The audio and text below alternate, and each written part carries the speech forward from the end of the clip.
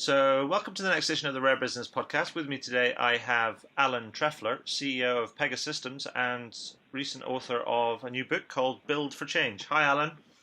Hi, how are you doing, Adrian? I'm very well, sir. Very well.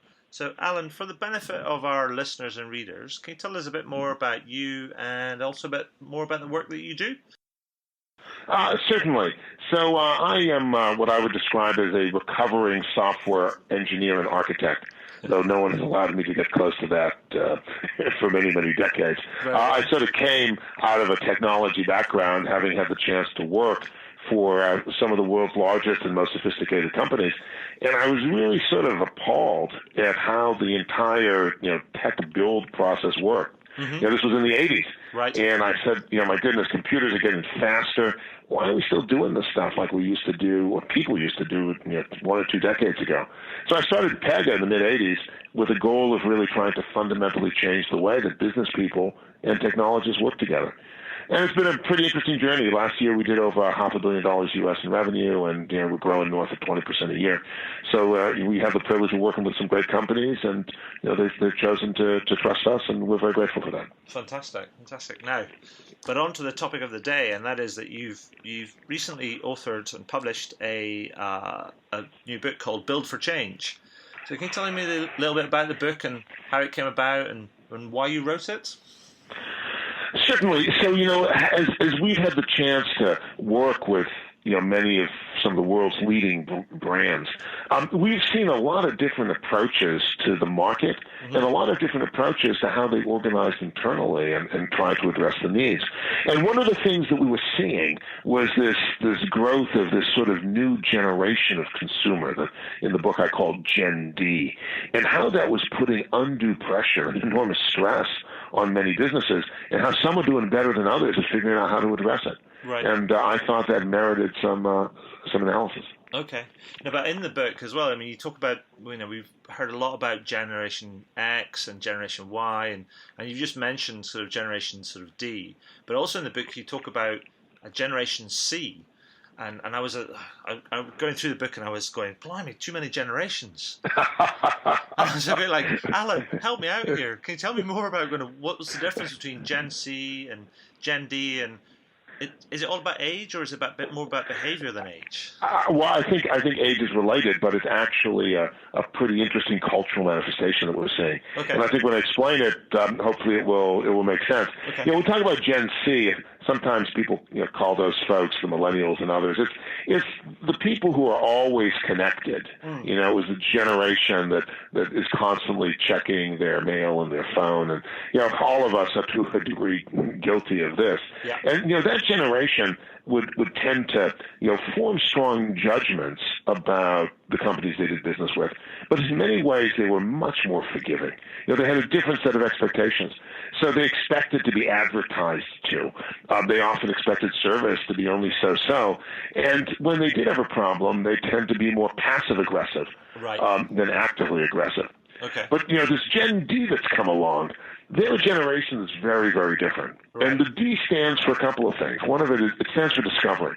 Right. This generation doesn't want to be sold to in the way that historically people have been marketed and advertised to. They want to feel like they're in control, like they're discovering what different companies can do for them. And it manifests itself in everything from the way they want to be treated when they're online, to how they want to be sold to if they walk into a store, to how they listen to their friends and associates. Right. Sure. But the D is other manifestations as well that I think are really key.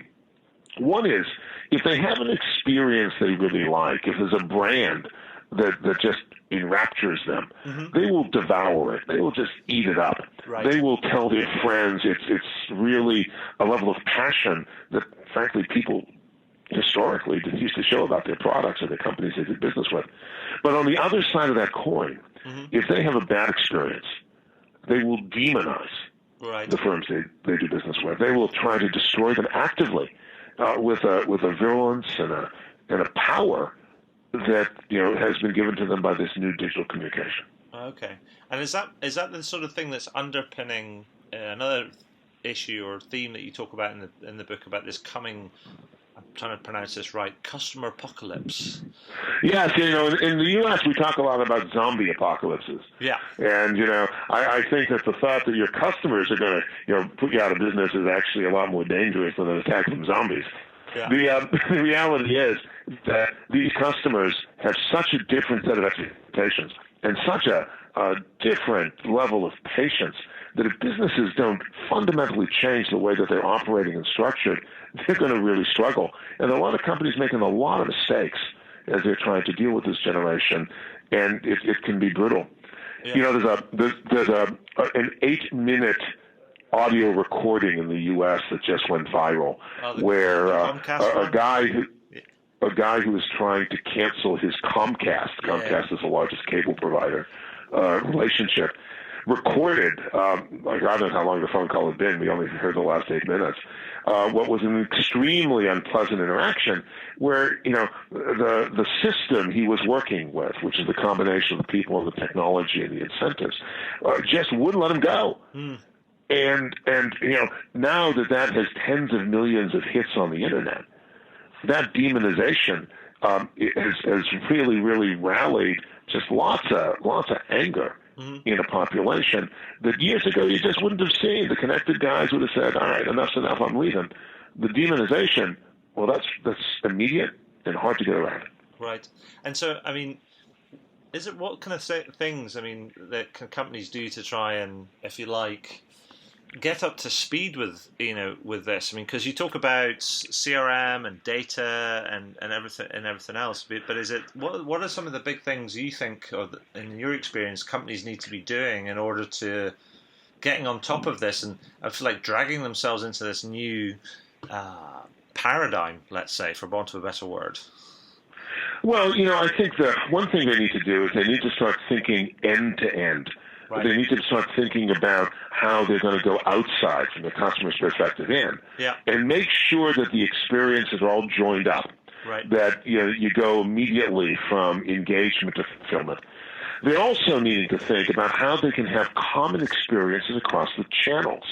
That if somebody comes on their mobile device and engages with the firm, or then they engage in a chat session or a phone call, or walk into a physical locale, all of those experiences and processes need to be organized, and they need to be respectful, and they need to be, effective. Yeah. And most companies have not thought through how they're going to get that sort of end-to-end experience to work, and how they can actually think differently from an organizational perspective and from a technology perspective to bring together the three magic elements: the data about the customer, the judgment about how you want to engage with that customer, and the process, the muscle by which you can operationalize it. Okay. And all that sort of, makes complete sense, Alan. But I'm also interested in what stops firms from adopting that type of approach. And is it that they're just, is it inertia? Is it ignorance? Is it lack of skills, lack of resources? What are the sort of things, that you think, what sort of things exist that stop firms from adopting that type of new approach? So I think there are two failures that really stop firms from adopting this approach. Okay. One is a failure of organization. Right. And another is a failure to understand technology. Right. And starting with the technology bit, the only way that companies can operate across these channels, either the unassisted channel, like somebody coming in over the web or a mobile device, or the assisted channel, like when somebody's talked to, is by better using technology and having the technology be less intrusive, more aware, and most importantly, easy to change. Right. So that the people in the business can be constantly tuning and continuously improving the way that they engage. However, organizationally, companies aren't set up that way. Yeah. For example, organizationally, companies, they tend not to let the business people have much direct control over the software that's running the business. Right. And they have these sort of hegemonies, these fiefdoms where you've got, the business people on one side and the IT folks and the, CFOs who are, trying to manage everything to a budget. The customer gets lost. Yeah. You've got to bring together business and IT. They have to be co-joined teams.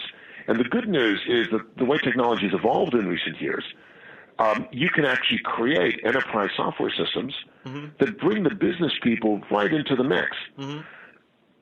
But ironically, the quality of the technology, the software that business people use to either control how they engage with customers or how their staff is empowered to work with clients is pathetic compared to the stuff that we use at home. Yeah. So you end up with this this triumvirate of people, process, and sort of technology, and then you have kind of companies that they're almost like rabbits and headlights with this sort of the nature of the change that they're facing. I mean, where would you advocate the companies start with all this? Does it start with people? Does it start with process? Does it start with technology? Or is it all three simultaneously? Where should they start? I think the only way to get through this is to be able to proceed contemporaneously on all three of those aspects. Now, obviously, if you don't have at least some of the right people, it's hopeless. Yeah. But I think folks are realizing increasingly that there's a need to be customer-centric. That this whole dialogue that's emerging around the concept of the digital enterprise, which really, to us, is about coming up with better ways to engage both business and technologists to make the company end-to-end, to make it so that it's seamless. And it's actually exciting. You're seeing some people starting to make this change. But on the other hand, it's an enormous change, and it involves fundamentally rethinking how technology projects are implemented. Yes. Okay. I mean, but it also is it going to take a change of mindset and also consciousness is, I guess, the same thing, but at a board level, at a C-suite level, because it seems to be that you have to get the support for that type of massive change. It's not just about technology, surely. It's almost you're talking about a business transformation. Well, I think that the board needs to be supportive. Okay. But it's ultimately the role of the senior management to be able to make that happen. When I think of great clients of ours, like for example Lloyd's, which embarked on a project where we were honored to be a central part of it, called end-to-end simplification. Their goal was to both do a better job of supporting the clients, be able to make the technology more agile in how it was deployed, and simultaneously take over £1 billion a year of run rate costs out. It was really, I think, the management of both the business side and the IT side that came together and said, this is possible. We can do a better job on all fronts. The boards, frankly, are so far, typically, from a Gen D way of thinking that they're not going to come to this by their own. This is going to have to be brought by company management. So it has to be something that's basically sold up the way, and as a way of almost improving and transforming the business, because actually it's not going to start at the top. No. No disrespect.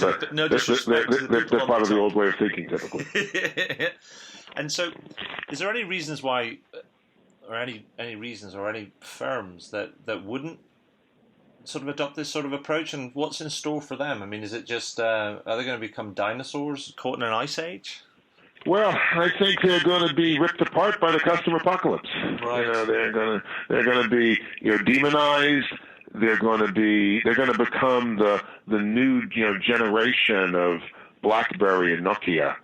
Or and it's amazing in this era how quickly firms can move from positions of apparent dominance or success to positions of destruction. Yeah, and it's and there's some interesting examples for people that companies that have almost gone to the edge and nearly fallen over, and also new firms. I mean, Netflix was an interesting example, as is things like Lululemon, and those ones are in the news recently. So even if you change, you're not safe. You've got to keep changing, I guess. And that's why Build for Change is such an important message. Absolutely. So, Alan, is there anything else that you think that you'd like to add about the sort of Build for Change and Build for Change message, or anything that we've missed out that you think actually this is a big element that I'd like to talk about and like to kind of make people aware of? Well, I think that I think the questions have been quite thorough and quite good. I think the elements of Build for Change that people need to understand is that one, you can look differently at your problems. Yeah. You can think about how you organize differently. You can think about how you use technology differently, and ultimately, that's the only way you're going to improve the interactions with Gen D. Yeah. And ensure that your business works from an end-to-end perspective. And the great news is that if you do it well, you can not just improve customer engagement, but you can also really simplify the operations and save money at the same time. But it's all got to be based on a fundamental commitment to agility and customer centricity. Fantastic. So, Alan, my final question is this. Is there anything that you like to shamelessly plug? As if the answer is not obvious, of course. I think that these ideas are important enough that they need to stand on their own legs without any shameless plugs.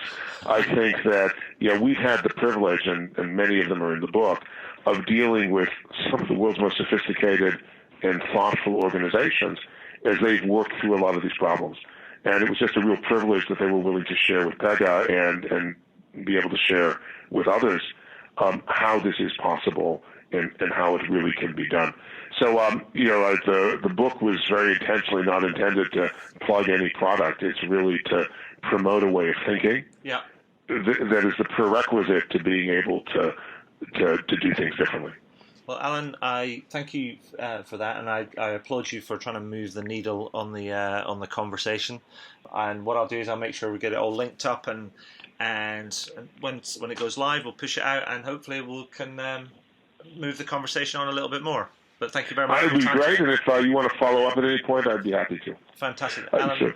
Thanks again. Yeah, I noticed that you have the column at Forbes. One of the things, by the way, that happened a couple months ago that we were very, very proud of as a company, because it's really consistent with our values, is Forbes named us one of America's 100 most trustworthy companies. Well, look at you. So, that's I think that's consistent with having a value system that our customers trust us so much to actually be able to deliver with them. But that's something that gave us some real warm feelings about Forbes. Well, I'm sure, and it's like I'll give that a big get that linked up as well, and give that a bit of a shout out. And so, but again, Alan, that's been brilliant. Thank you for your time. Hey, thank you. Look forward to talking again soon. Bye bye. Bye bye.